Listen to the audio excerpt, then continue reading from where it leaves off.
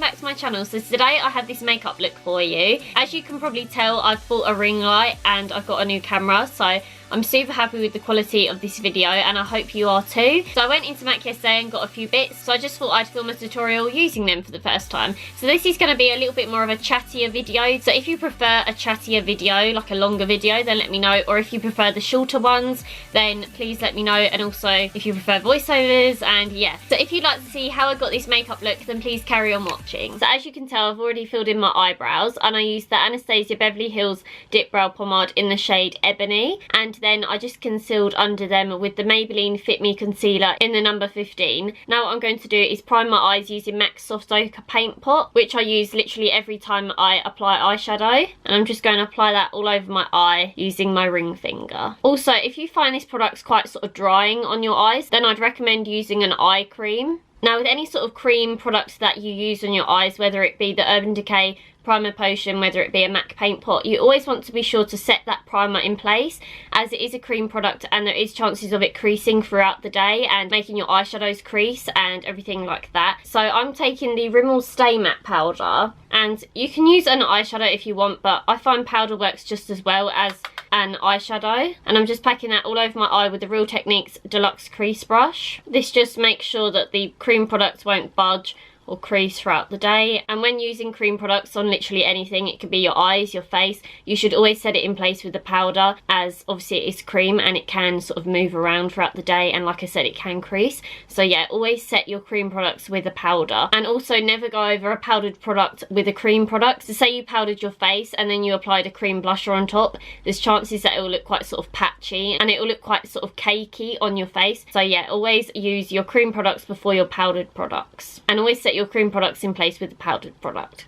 Okay, that sounds quite confusing, but okay, so what you want to do now is apply a transition shade, and a transition shade just helps the other shadows that you apply blend into each other and makes everything look a lot more neat and put together. Say for instance, if you was applying a dark black eyeshadow and you just applied that all over your eye, it would literally look like you'd just been punched in the eye. But applying that transition shade beforehand really helps that black shadow transition, and it sort of gives like a two-tone effect. So once you blended a black into say a brown, it would make it look like a totally different colour and a unique colour in itself. So yeah, always apply a transition shade, as you want to be sure that all your eyeshadow looks look seamless and blended, as blending is key with any eye look really. A blending brush is your best friend really with eyeshadow, so just always bear that in mind. So for my transition shade, I'm going to be taking MAC's Uninterrupted eyeshadow, and this is a Pro Longwear eyeshadow. Apparently this is going to be discontinued, but it still hasn't been discontinued yet, not that I know of. So yeah, I absolutely love this and it's a perfect transition shade. So I'm just applying that on my Zoeva 228 Luxe Crease brush, and this is just a big fluffy blending brush. So I'm just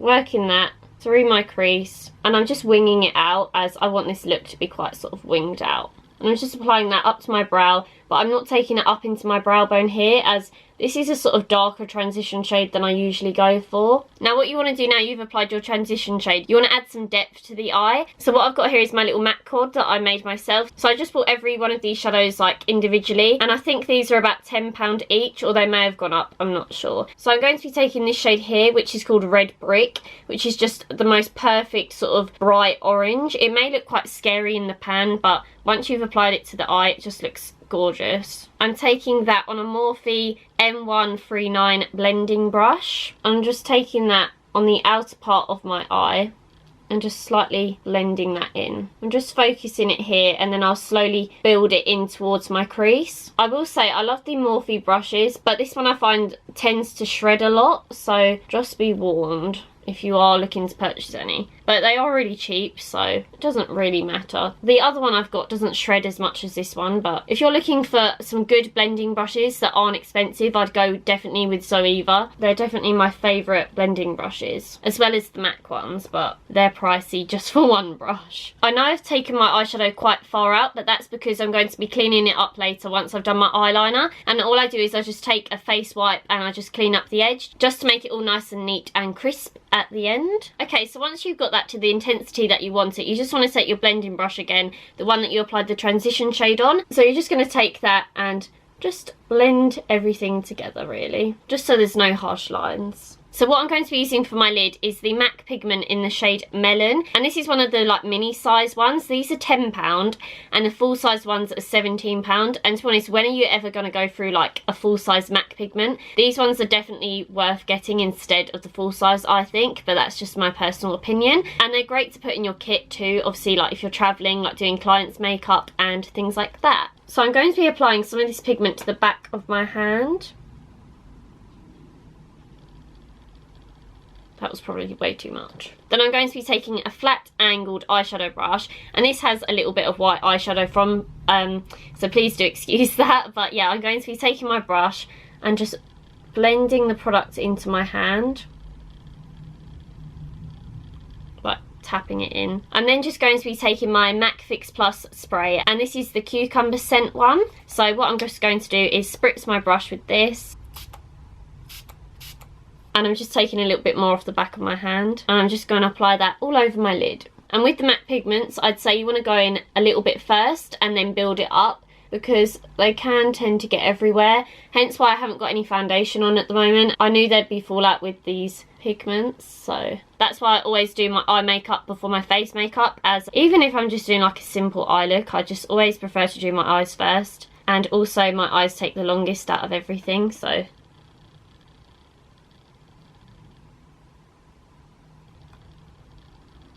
as you can see, that pigment is just absolutely unreal. It's so pretty. I think this would also look gorgeous in the summer. I think it's very wearable for the winter and the summer, to be honest. I think you could wear this like to a Christmas party or something.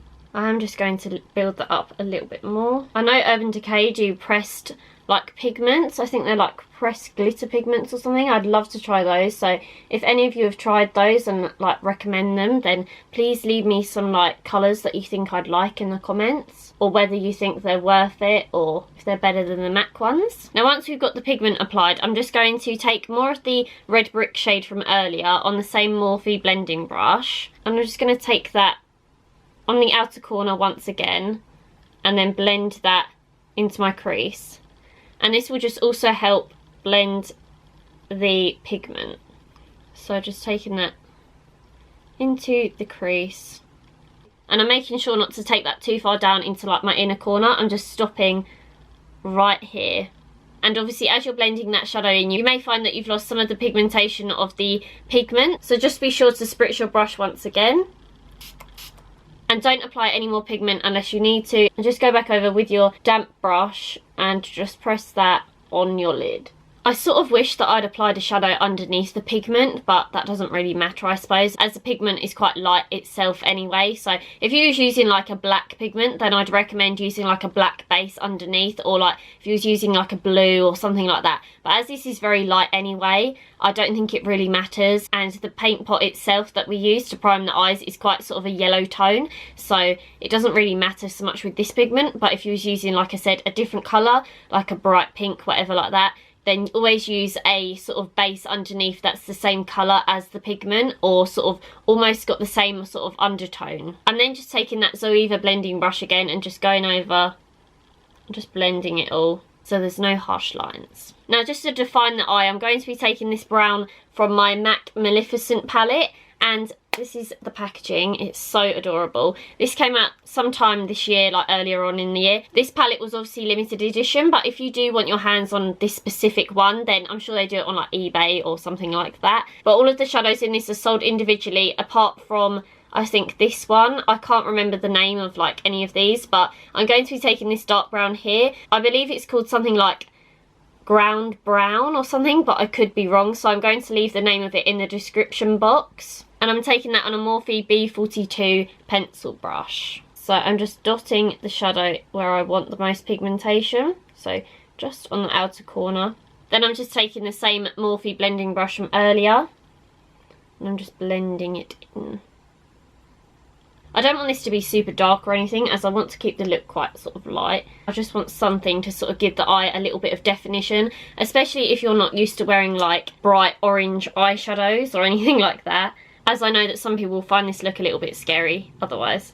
So yeah, that's why we just take the brown to just sort of define it. I'm then just taking that brown shadow on the Morphe blending brush. I just want to disperse the colour a little bit more. Don't get me wrong, I think some MAC shadows are really good, like Amber Lights for instance, but this brown shadow, it's just not working the way I want it to. It just sort of seems quite sort of patchy almost. To help blend that a little bit more, I'm just going back in with the same orange shadow from earlier. So MAC Red Brick, and I'm just taking that over that brown just to help blend it in. As the brown shadow seems so hard to blend, I don't know why. I'm just taking some more of Uninterrupted from earlier, and I'm just going to be applying this slightly above the other shadows, just so it helps them to blend out.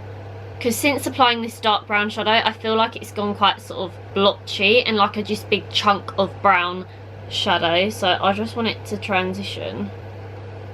Just going in with some more of the pigment, as we have lost some pigmentation, again due to all the blending. So now what I'm going to be doing is applying some liquid liner, and I'm applying the Miss Sporty Plump Up 24 waterproof eyeliner.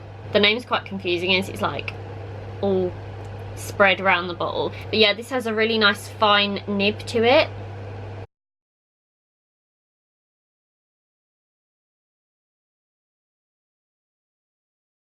So now what I'm going to be doing is just cleaning up my eyeshadow. So I'm just taking a face white. I like to do this after I've applied my winged liner, just so I can make it look as sharp as possible. And also, if you've messed your eyeliner up, then you can just clean that up as you clean up the eyeshadow. So now what I'm going to do is just prime my face, apply my foundation, and I will be right back. For my lower lash line, I'm just taking Red Brick, and I'm just taking that on the same pencil brush that we used earlier. I'm then just going to deepen that up with the brown shadow that we used earlier that I can't remember the name of. And I'm just applying that on the outer part of my lower lash line. And slowly blending that in. For my brow bone, I'm going to be taking this matte white eyeshadow by KIKO, and it is matte, but it has the tiniest like little bits of glitter in there, but you can't really see that once you've applied it. So because I don't want that brow bone to be too like shimmery, so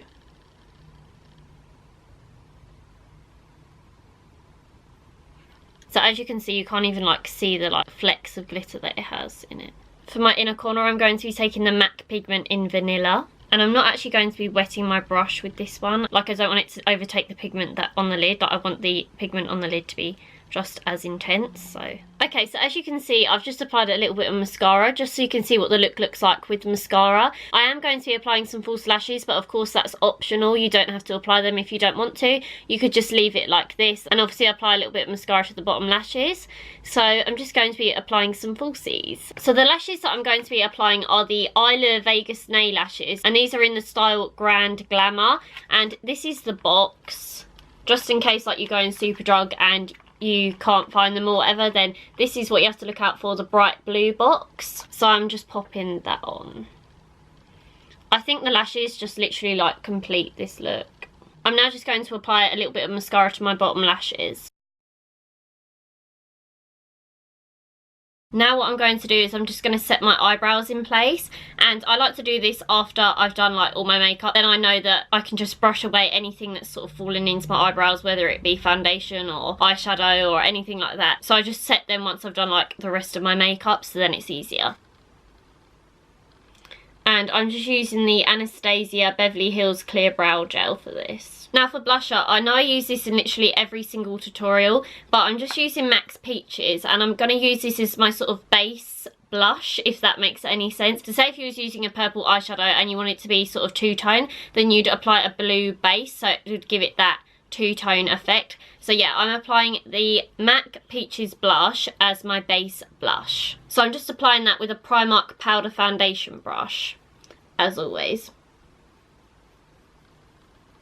Also, please do ignore the headband that I've got on. It's just so like then my hair's up my face, and I've had this headband for literally like years, ever since I was little. So yeah, that's why it's like a bright pink headband. Right, now as my second blush, I'm going to be taking Milani's Luminoso, and again, I know I use this quite a lot. It's just a really good blush. And obviously you don't have to use this if you don't want to. You could just go with MAC Peaches, but I just wanted to add a little bit more something to the cheeks.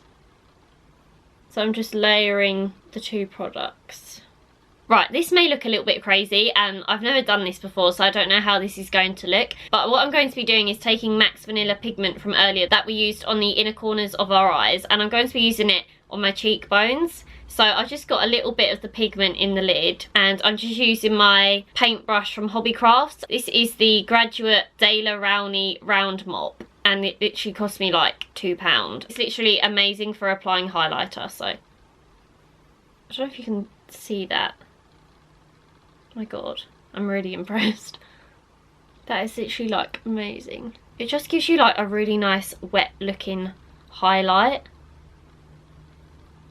I'm just packing it on so I look like a disco ball. Right, so for the lips, I'm going to be taking my MAC Antique Velvet Matte Lipstick. And I got this yesterday and I wanted to get Matte Royale, but unfortunately they didn't have it in stock, so I was a bit gutted. So yeah, I'm going to be applying this. This is a true brown lipstick and I absolutely love brown lipsticks. I know I've done a tutorial sort of similar to this, but I feel like now I've got my ring light, you can see what the colours really do look like and the true colour payoff. So yeah, I'm just going to be applying this. So this is what the lipstick looks like. If it looks a little bit messy, I'm sorry, I'm not the best at applying dark lip colours, as I've said in a couple of videos now. So yeah, this is the finished look. Of course you could go for a nude if you wanted to. As you guys know, if you watch my videos, my favourite ever MAC lipstick is MAC Myth, which is a nude, which I think would look really stunning with this look, and you could apply like a clear gloss or something on top if that's a little bit too nude for you. So yeah, I really hope that you like this makeup look. So I'm just going to zoom you in now so you can see it all up close and personal.